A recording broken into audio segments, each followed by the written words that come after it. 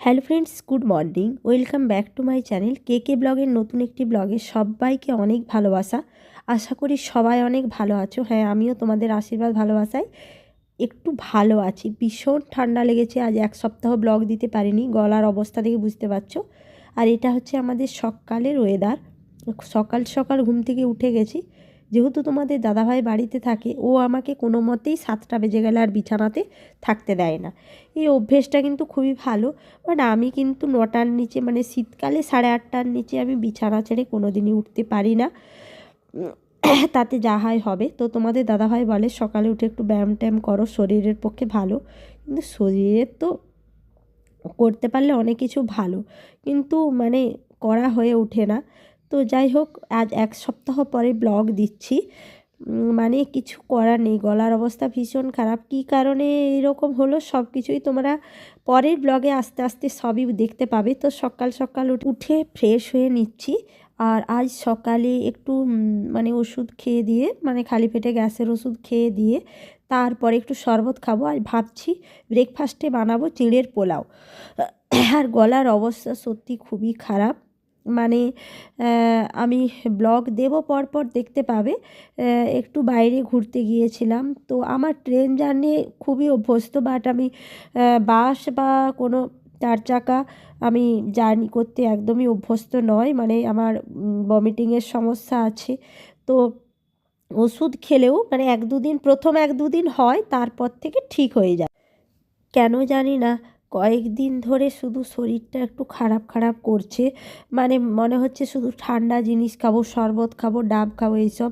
আর মাছ মাংস খাওয়ার একদমই এনার্জি নেই, মানে পেটটা মনে হয় গরমই হয়েছে।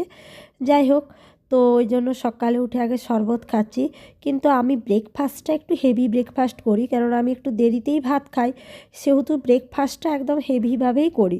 আগে তো মেদিনীপুরে প্রচুর আমি ব্রেড খেতাম, এখন ব্রেডটা খাওয়া কমিয়ে দিয়েছি। আর এদিকে দেখো 1 কেজি কাজু এনেছি। ওই পাশের যে একটা বোন থাকে, তো ওর মামা বাড়িতে এই কাজুর গাছ আছে, তো এগুলো অরিজিনাল কাজু, মানে ভীষণ টেস্টি খেতে। ওর জন্য 1 কেজি নিয়েছি। ওদের বাড়িতে আগে আমি খেয়েছি, ওরা কিনেছিল, তো ওই জন্য আমিও 1 কেজি কিনেছি। ওই পাশেই ওদেরই গাছ আছে, পশ্চিম মেদিনীপুরে ওদেরও বাড়ি। তো দেখো এই যে নিয়েছি, আর কাজুগুলো একদম কিন্তু ফ্রেশ কাজু, আর খেতেও কিন্তু খুব টেস্টি। আর এদিকে দেখো চিঁড়ের পোলাও করব বলে এই যে চিঁড়িগুলোকে ভিজিয়ে ধুয়ে একটু মানে হালকা একটুখানি ভিজিয়েছিলাম। আর এই পেঁয়াজ, কাঁচা লঙ্কা আর আলু দিয়ে করব। আর আলুগুলোকে দেখো ভুলের খেয়ালে চারকোনা করে ছোট ছোট করে কাটার কথা ছিল, কিন্তু এগুলো ভুলের খেয়ালে আলু ভাজার মতো কেটে দিয়েছি। যাই হোক, নিজেই তো খাবো। আর এখানে তো ওখানে যেখানে ছিলাম ওদের বাড়িতেই কারি পাতার গাছ ছিল, কিন্তু এখানে কারি পাতার গাছ নেই, আছে একটা খুবই ছোট্ট। তো ওর জন্য আর কারি পাতাটা দেবো না, এমনি খাবো। তো আলুটাকে আগে নুন হলুদ দিয়ে আগে ভেজে নিচ্ছি। আলুটা ভাজা হালকা হালকা ভাজা হয়ে গেলে এর মধ্যে কিন্তু পেঁয়াজ আর কাঁচা লঙ্কাটা দিয়ে দেবো। আর কাঁচা লঙ্কা পেঁয়াজটা হালকাভাবে নাড়া হয়ে গেলে চিঁড়েগুলো দিয়ে দেবো। তো চলো রান্নাটা করি। তো বন্ধুরা জানো, আমার বিয়ে হয়েছে প্রায় 1.5 বছর হলো। তো আমি একদিন একটা ভিডিওতে দিয়েছিলাম যে হ্যাঁ, আমি কনসিভ করেছিলাম, কিন্তু দুর্ভাগ্যবশত সেটা মিসক্যারেজ হয়ে যায়। তো কিছু তো করার নেই। আর এদিকে দেখো বন্ধুরা, আমার চিড়ে মানে ভাজা হয়ে যেতে চিড়েটাও দিয়ে দিচ্ছি, এবং পরিমাণ মতো চিনি দিয়ে দিচ্ছি। যে যেরকম খেতে পছন্দ করো চিনিটা সেরকম অনুযায়ী দেবে। তা আমি একটু অল্প করেই দিলাম।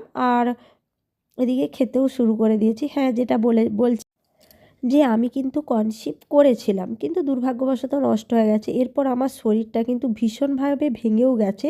তোমরা আমাকে দেখে বুঝতে পারছো আমি কিন্তু এতটাও রোগা ছিলাম না, এখন তো ভীষণভাবে রোগা হয়ে গেছি। তো আরেকটাও কথা, যে যখন বিয়ে করছিলাম না বন্ধু, তখন অনেকেরই সমস্যা হয়েছিল, যেহেতু গ্রামের দিকে, তো অনেকেই বলে 20 পেরালেই বুড়ি। তো যাই হোক, যেহেতু 30 পেরিয়ে গিয়েছিল, মানে 30 বছর হয়ে গিয়েছিল, সেহেতু মানে অনেকেই বলেছিল যে এ মনে হয় আর বিয়ে করবে না। কিন্তু বন্ধুরা, যে ছোট থেকে মানে একটা মধ্যবিত্ত পরিবারে অনেক স্ট্রাগল করে পড়াশুনো করার পরে কিছু একটা স্বপ্ন দেখে, সেই বোঝে যে যখন স্বপ্নটা সফল হয় না, তখন তার মানে মনোবৃত্তি কোন দিকে যায়। স্নান টান সেরে তো আসছি আজ আজ মাথায় একটু অনেকদিন পরে শ্যাম্পু করলাম। শীতকালে তো মাসে একবার শ্যাম্পু করি আমি। মাথা নোংরা হয়ে যায়, কিন্তু এত ঠান্ডা না, ভয়ে মানে করতে পারিনি। যাই হোক, আর আমার ঠান্ডায় হাত মানে ঠান্ডা খাটলে হাতটা ব্যথা হয়। তো খাওয়া দাওয়া করে স্নান টান করে এই যে একটু ফ্রেশ হলাম। আর এতক্ষণে তোমাদের সাথে ভিডিও করছি, ভিডিও এডিটিং করতেছিলাম। তো একটু সন্ধে সন্ধে হয়ে এসছে, আর একটু টুকিটাকি কিছু কেনাকাটার জন্য বাজারে যাব। তো চলো বেরিয়ে তোমাদের সাথে কথা হচ্ছে। তো হ্যাঁ বন্ধুরা, এই যে দেখো অনেক কিছু ডাব কিনে এনেছি, ব্রেড কিনে এনেছি, এখানে চাউমিন প্যাকেট, সবজি, তারপরে ফাস্ট ফুড বলতে আমি একটু আজকে কিনেছি ভেজিটেবিল চপ। তো এগুলোই কিনেছি, শসা, ক্যাপসিকাম, এগুলো অনেক কিছু কিনেছি বাজার। তো যেটা বলতেছিলাম বন্ধুরা, যে মধ্যবিত্ত পরিবারে তোমরা যারা পড়াশুনোর সাথে যুক্ত জেনারেল লাইনে, তারা সবাই জানো যে আমাদের পশ্চিমবঙ্গ মানে ওয়েস্ট বেঙ্গলে চাকরির সরকারি চাকরির কি অবস্থা, আর বিশেষ করে এসএসসির অবস্থা কি তোমরা সবাই জানো। তো যেহেতু আজ 10 বছর কোনো পরীক্ষা হয়নি, 2017 সালের পর থেকে কোনো রকম কোনো এসএসসি পরীক্ষা হয়নি, আর আমি 2017 সালেই পাস আউট করেছিলাম। তারপর থেকে এসএসসির জন্য প্রচুরভাবে ট্রাই করেছি, মেদিনীপুরে থাকতাম, পড়াশুনো করেছি, মানে আশা ছিল, স্বপ্ন ছিল যে টিচার হব। যাই হোক, সেগুলো তো কোন দিকে চলেই গেছে, মানে সেগুলো সব মানে ধূলিসাৎ হয়ে গেছে, আর সেগুলোর স্বপ্ন না দেখাই ভালো। তো যেহেতু স্বপ্ন দেখেছিলাম, সেহেতু অনেক বড় মানে ভুল কাজ করে দিয়েছি, যে পড়াশুনো করে। এখন মনে মনে ভাবি যে পড়াশুনো করে কত বড় ভুল কাজ করেছি। আসলে শিক্ষাটা তো আর জলে যাবে না, তাও আর কি। তো গ্রামের দিকে অনেকেই ভেবেছিল মনে হয় এ আর বিয়ে করবে না। আচ্ছা বলো তো, জীবনে বিয়েটাই কি সব? হ্যাঁ, যদিও বিয়ে করেছি এখন, কিন্তু বিয়েটা তো সবই নয়। আবার বিয়ে হয়েও শান্তি নেই, বিয়ের পরে এখন অনেকের আবার ঘুম উড়েছে যে ও কি বাচ্চা নেবে না। আচ্ছা আসলে আমাকে এই কথাটা বলো তো, যে মেয়েরা কি বিয়ে হয়ে মানে কি বাচ্চা নিতে হবে, এরকম কোনো মানে আছে? আজকালে তো অনেক অ্যাডভান্স যুগ, বাচ্চা হতে হবে এমন তো কোনো মানেই নেই। প্রথম কথা, অনেকেরই তো অনেক অনেক বাচ্চা থাকে, কিন্তু তারা দেখা যায় যে শেষ বয়সে বাবা মা ভাত পাচ্ছে না, এরকমই হয় অনেক ক্ষেত্রে। সন্তান হলে তাকে মানুষের মতো মানুষ করার জন্য অনেক কিছু প্রয়োজন। তো আর মানুষের মতো মানুষ যে হবে এটাও বলা ভুল, কিন্তু বাবা মা হিসাবে যেটুকু কর্তব্য সেটুকু তো করতেই হবে, তাই না?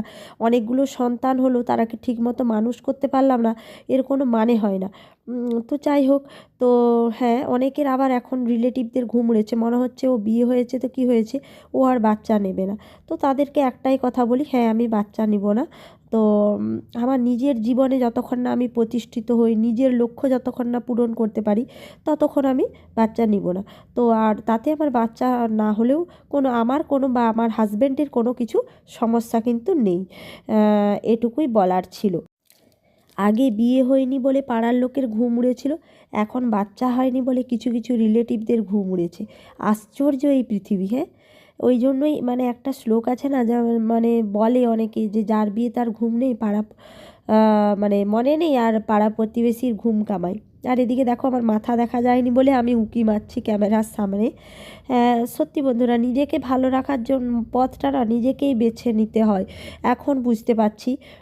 মানে কিছু করার নেই। আর আমি সারাদিন একা থাকি, মানে ব্লগিং করে অনেকটা টাইম কেটে যায়, তারপরে কিছু বেস্ট ফ্রেন্ড আছে তাদের সাথেও কথা বলে কেটে যায়।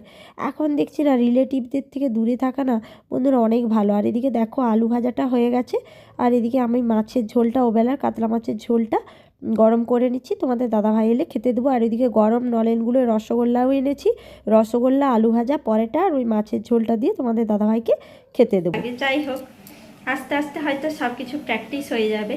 তো আজকের ভিডিওটা তাহলে এই পর্যন্তই।